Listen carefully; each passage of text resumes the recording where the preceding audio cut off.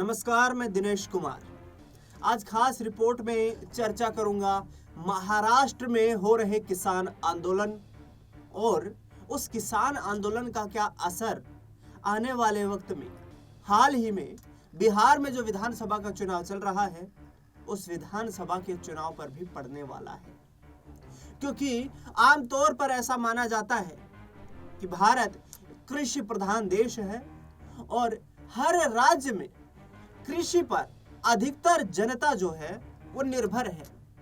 यानी कि भारत की लगभग 70% आबादी की निर्भरता कृषि क्षेत्र पर है और ऐसे में किसानों के बड़े मुद्दे भी हैं। बड़े मुद्दे जो सरकार को लगातार चुनौती भी देते रहते हैं। फिर चाहे वो एमएसपी पर यानी कि न्यूनतम समर्थन मूल्य पर किसान बार बार अपनी फसल की खरीद को सुनिश्चित करने की मांग करते रहे हो सरकार से, या आर्थिक तौर पर मदद के लिए कर्ज माफी की मांग करते रहे हो, या फिर किसानों की जो दुर्दशा है उसको सुधारने की मांग। और अब एक बार फिर से ये लड़ाई महाराष्ट्र से शुरू हो चुकी है। दरअसल बता दें आपको कि जिस तरीके से 2020-21 में जो किसान आंदोलन शुरू हुआ था दिल्ली, हरियाणा, उत्तर प्रदेश के बॉर्डर पर, वो किसान आंदोलन लगभग 13 महीने तक चला और उस 13 महीने तक जो 3 कृषि कानून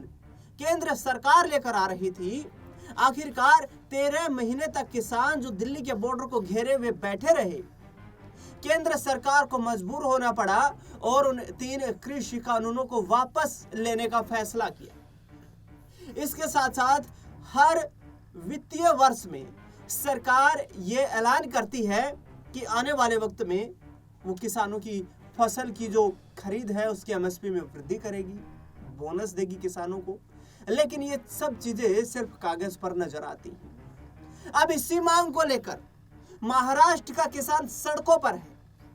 बता दें आपको कि महाराष्ट्र के किसान मुख्यमंत्री देवेंद्र फडणवीस से अपनी कर्ज माफी की मांग कर रहे हैं और ये बड़ा मुद्दा किसान आंदोलन के रूप में बदलता हुआ नजर आ रहा है।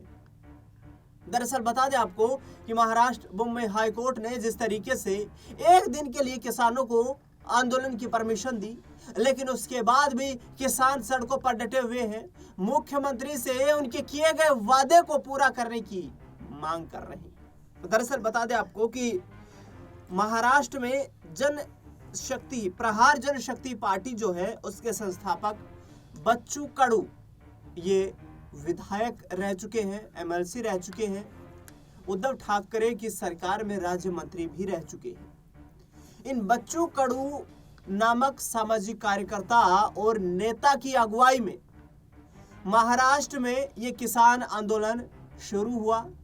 बता दें आपको कि NH-44 वर्धा नागपुर जो हाईवे है उस हाईवे पर करीब 33 किलोमीटर लंबा जाम लगा और इस जाम की वजह से राज्य की सरकार की नजरें इस किसान आंदोलन पर आकर टिक गई। किसानों की मांग ये थी कि राज्य सरकार ने जो बड़े वादे किए थे चुनाव के वक्त पर कि किसानों का कर्ज माफ किया जाएगा, वो वादा अभी तक पूरा नहीं हुआ।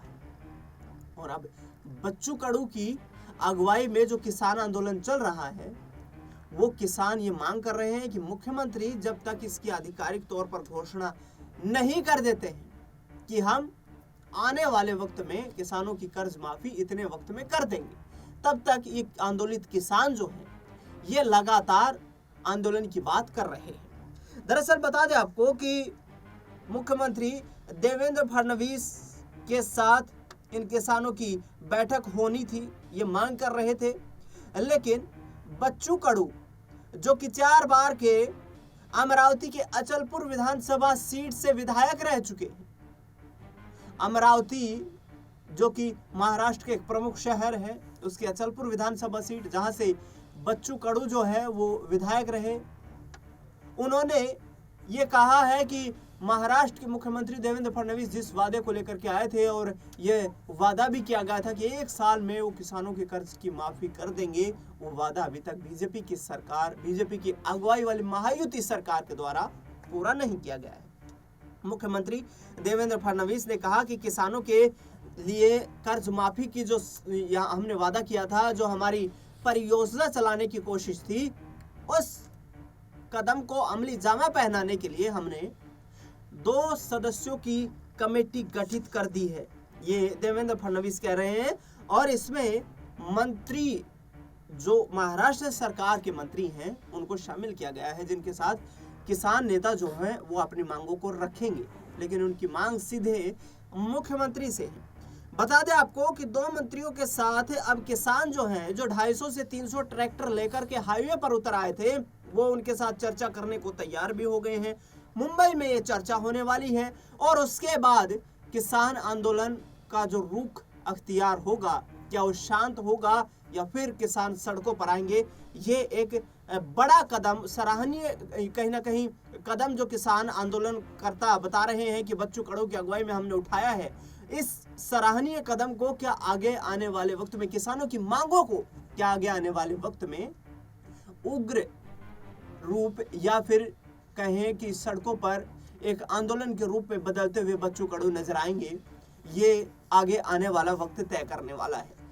लेकिन अब महाराष्ट्र से जो एक परिवर्तन की लहर चलाने की कोशिश कहीं ना कहीं विपक्ष कर रहा है।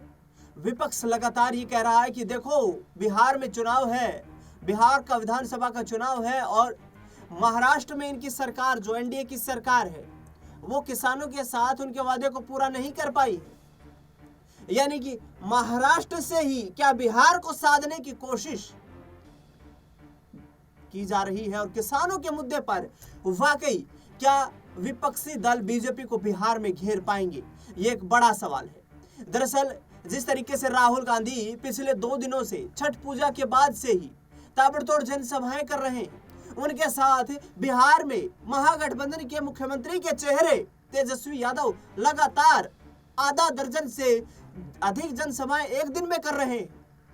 किसानों के मुद्दे को लेकर बिहार में कितना माहौल बनेगा, यह भी देखना बेहद दिलचस्प रहेगा, क्योंकि महागठबंधन इस बार सरकार बनाने को बिहार में आतुर दिखाई दे रहा है।